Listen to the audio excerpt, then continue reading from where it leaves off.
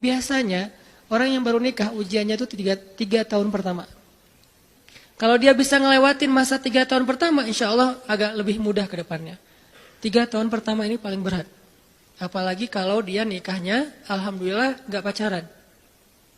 Kalau pacaran kan ujiannya udah sebelum nikah udah banyak ujian ya. Pas sudah nikah ya udah selesai. Bukan udah selesai ujiannya, udah gak ada yang perlu udah hambar aja. Udah plain ya. Pernah gitu Ustaz? Enggak sih. Untung ya, untung. Alhamdulillah gak pakai pacaran. Soalnya yang pacaran diputusin melulu. Jadi yang udah pacaran lama, pas udah nikah, kita mau ngapain lagi ya? Kayaknya udah semua ya. Oh iya, udah semua. Bulan madu dari dulu juga udah sering. Kan udah agak-agak plain gitu kan.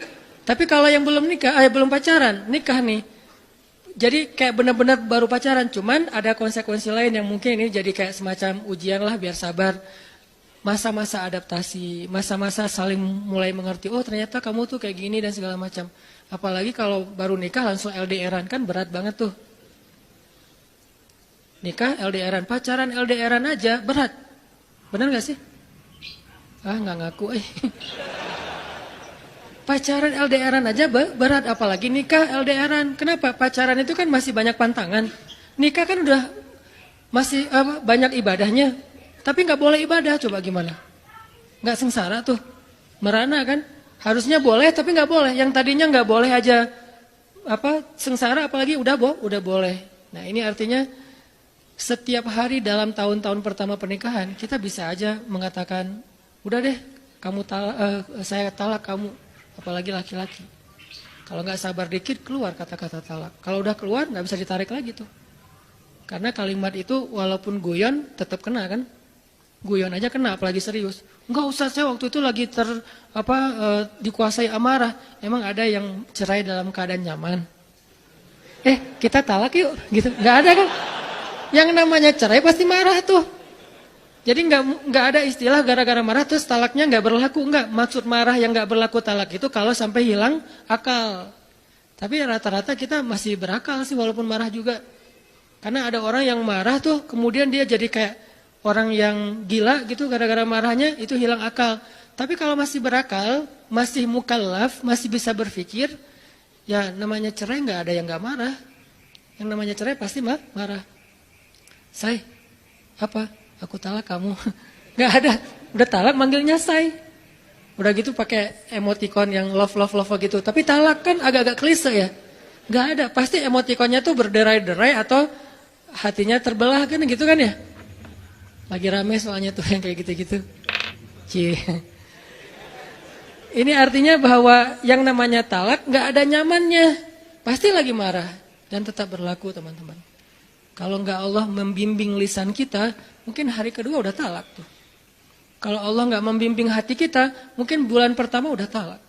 Berarti kulla yaumin huwa fi sya'an. Sebetulnya kalau dengan logika iman, harusnya kita yakin setiap hari itu Allah pasti nyelamatin kita setiap hari. Cuman karena udah diselamatin jadi nggak ketahuan.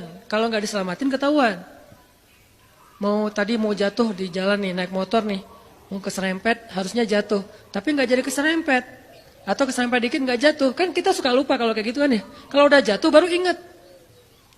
Kan saya tadi udah baca bismillah, kenapa masih jatuh? Gitu kan? Tapi kalau nggak jatuh, kita lupa bahwa ternyata perjalanan kita itu dilindungi oleh Allah sehingga kalau udah sampai bilang alhamdulillah. Jadi banyak yang kita nggak bisa ngitung karena memang tidak terjadi. Kenapa nggak terjadi? Allah yang menyelamatkan kita. Kulla yaumin huwa fi sya'an. Sehingga tetap walaupun mungkin kita nggak ngerasain, bilang aja alhamdulillah setiap hari aja gitu.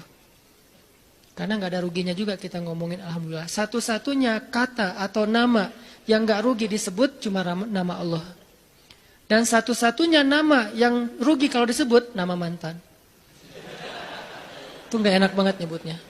Kadang-kadang lagi ngobrol sama temen atau lagi kenalan di dalam kampus nih ya, atau kelas anak baru ceritanya. Kan kenalan nih.